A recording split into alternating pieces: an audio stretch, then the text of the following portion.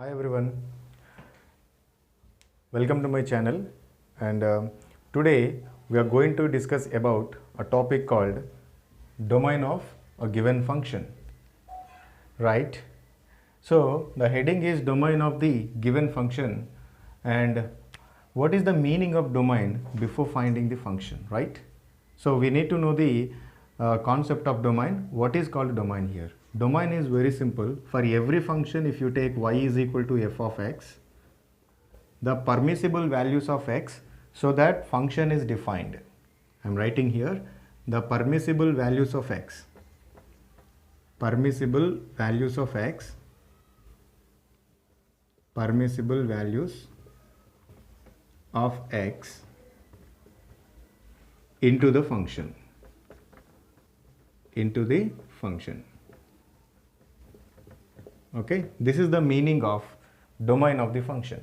Or else I can say the set of all values of x, set of all values of x, so that function is defined or existing. For example, you can take one function I am going to take here. If suppose I am taking f of x is equals to root x, okay, and see I am writing x is equal to 2 here, so there is no problem. Then function, will it existing or not existing? We have a root 2 value, it is some example we can say approximately 1.414. There is no problem with it, okay, and you can take any positive value of x, it will never give you a difficulty for existence of a function. But example, I am taking x is equal to minus 3 suppose, and let us see what will happen into this. So f of minus 3 I am writing now, root of minus 3, this is not existing. Root of minus 3 does not exist. I can say this does not exist. So you can say not only minus 3, you can take any negative number inside of the square root does not exist. Which means that this function f of x is not permitting, it is not permitting negative values of x. See, the definition as I have written here is the permissible values of x into the function is called the domain. Here the domain of the function is not negative numbers.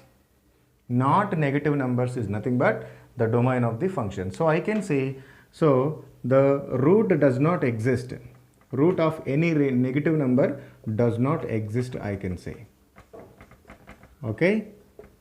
So under root whatever you have, it should not be negative. It should not be negative means what? X must be more than or equal to 0. Okay. So here the domain for this function will be x is more than or equal to 0 indicates that x belongs to 0 to infinity. This is the proper domain. These are the set of values of x so that the function exists.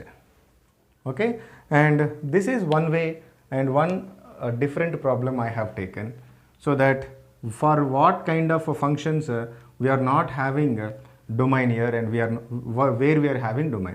One more example I am going to take, that I hope you understood this. See, one more example. If I am taking f of x is equal to 1 by x minus 1. Okay, this is the different example. Rather than root x, this is the another one. Now you see f of x is equal to 1 by x minus 1, where this function will be not existing. See, when I say the denominator, because this is the denominator, right? If denominator is becoming 0 and 1 by denominator, if that is 0, it is not existing or not defined, I can say. This is not defined, I can say, right? So when this will be not defined means the denominator should be 0. So I am making that is 0 here, denominator is x minus 1, I am making it 0, it says that x is equal to 1. So when you take x is equal to 1, the denominator is becoming 0, so that entire function not existing. So x equal to 1 should not be taken as a input for this function. Very simple. And what input we are giving, so that function is giving output or not. Okay, are we getting output or not? If suppose something wrong with the function while you are giving any certain input, and that kind of input should not be given to the function. When you give x equal to 1 to this function, it's not defined, right? So we should not give this x equal to 1. So now the proper domain for this will be, the domain is all real numbers except 1. I can say except 1. In mathematical language, we can write this as x belongs to all real numbers except 1 here. This is how we will write in mathematical language, and this is called your domain of the given function. Okay. Now what you have to remember is, you need to remember the denominator portion and also square root region. Okay. So when you remember these two, you can easily find domain of any function. Okay, right children? And now I am going to take one more example to make you understand clearly. Right? I am writing one more thing now here, you see, and I am writing f of x is equals to root of x minus 1, and I am asking find the domain of function f of x. Find the domain. Okay, so as I said that the domain is square root here, right? Domain is nothing but permissible values of x, so that function is existing. So to make this function existing, this expression should be always positive or 0. So x minus 1 should be always positive or 0, I can write. So I am sending 1 for that side. So I will be getting x is more than or equals to 1, right? So I can write it as x belongs to 1 and above. So this is your proper domain for this function. F of x is equal to root of x minus 1. That I hope you clearly understood. This belongs to a domain of the function. And one more example I'll give here. Write down. F of x is equals to 1 divided by x square minus 1. See students, I have taken f of x is equal to 1 divided by x square minus 1. Only thinking is, whether do we have a square root region in this? In this, no square root region. Do we have a denominator region? Yes, we have a denominator region. And let us verify, this should not be equal to 0. If this is equal to 0, what will happen? The function will not exist. So my concern is the denominator should not be 0. That's what I have to take care.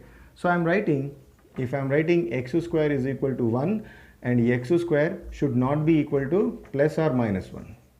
Sorry, x should not be equal to plus or minus 1. X should not be plus or minus 1 means what? It can be any real number, but except plus 1 or minus 1. Now the domain will be written as, the domain will be x belongs to all real numbers except plus or minus 1. So this is what the domain of your given function. See, I hope you are clearly understanding how to find the domain of a function, right? And now I am taking one more complex problem which is having square root region as well as which is having denominator. So for that kind of things, what is to be done? Okay, I am going to take that also here. Let's have a look onto this. A different function I am giving, f of x is equal to root of x minus 1 divided by x minus 2. My question is, find the domain of the function.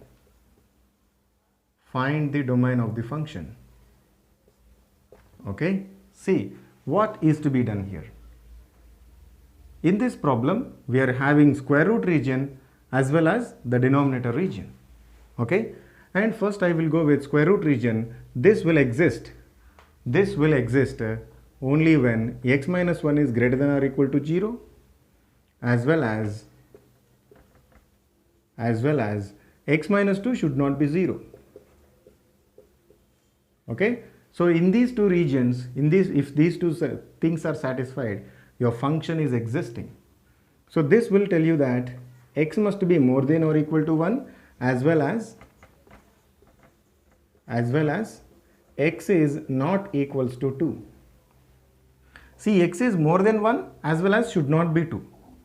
What's the meaning of that? So you can write, in this case you can write more than 1 means 1 to infinity you can say.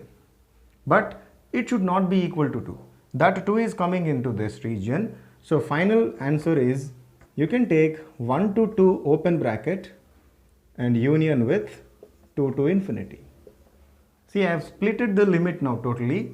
I have taken 1 to 2, open bracket indicates that until 2 we can take, but except 2. Okay, so this is called your domain of the function. Is it clear? So this is one way of finding the domain, because I am integrating the two concepts here. One is square root concept and one more is the denominator concept. Okay, right. And one more thing I am going to give, one more thing. Okay, let's have a look onto this now. If f of x is given as square root of 7 minus x and divided by x square minus 5x plus 6, and find the domain of the function. Find the domain of f. See, very simple. As I have explained you this, 7 minus x must be more than 0, as well as x square minus 5x plus 6 should not be 0. And coming back to here, I am sending x to that side. 7 is more than or equal to x, as well as if I am factorizing this, we know how to factorize this. Sum and product rule, if you do, we can write it as minus 3x and minus 2x. Okay, so if you take x common, it is x minus 3. When you take minus 2 common, x minus 3, which is not equals to 0. And you can take x minus 3 and x minus 2, which is not equals to 0. It gives you that x not equals to 3 or x not equals to 2. Right. So those are the two things. And coming back to here, x is less than 7, right? X is less than 7, less than or equal to 7. See, I can write the solution here is less than or equal to 7 means 7 and below. So in this, 2 will come and 3 will come, but exactly according to the denominator, that should not happen. If x is equal to 3, this will be 0. If x is equal to 2, this will be 0. Denominator should not be 0. That 2 comma 3 should be eliminated. So finally we can write it as minus infinity to 2 I can write, because 2 is not considered, and union with 2 to 3 I can write. 3 is not considered, and union with, okay, I am writing below here. I am writing minus infinity to 2 and union with 2 to 3 and union with 3 to 7. See, indirectly I have taken out 3, I have taken out 2, but the middle values I have considered, and this is what your final solution. Another way of writing this is minus infinity to 7. From this you are eliminating 2 comma 3. They both are same. Okay, so this is how we can find out the domain of any given function. The only thing is existence we have to consider. Okay, for what values of x the function will exist, that is called the domain of the function. And thank you.